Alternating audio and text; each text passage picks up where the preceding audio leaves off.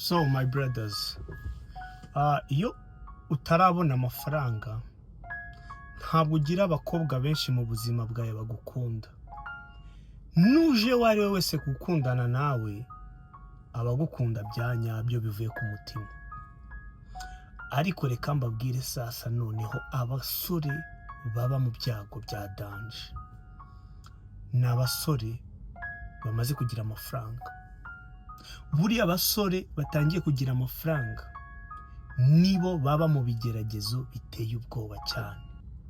N'abagabo bubatse iyo bafite amafaranga.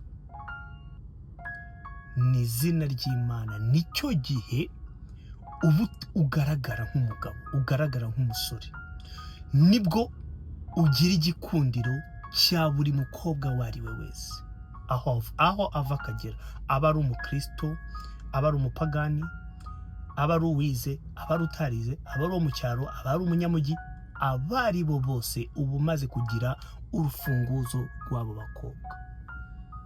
Sasa rero my brothers, niho Satani rero azira.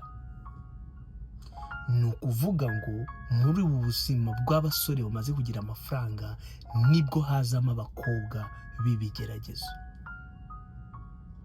Abakobwa mbese tuvuga ngo bari diamond,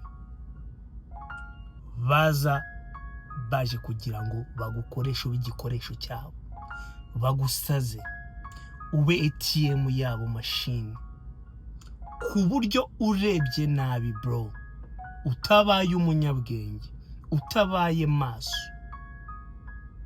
ushobora gusubira inyuma iyo wavuye. Nguhaye garanti, kubera ko bano bakobwa baza mu buzima bwawe bakaza bigiza abana beza bashaka ngo bagendere ku cyifuzo cyawe. Icyo mbese baza bari mu shusho y'umukobwa wowe wifuza mu buzima bwawe pa,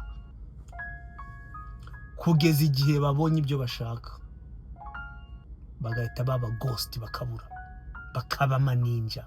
Ukajya wibaza, nese wa mukobwa kuyampundaga kunabonaga nyita ari hehe? Abasore bafite amafaranga naje gusanga bro bahura n'abakobwa baba scam byadanje.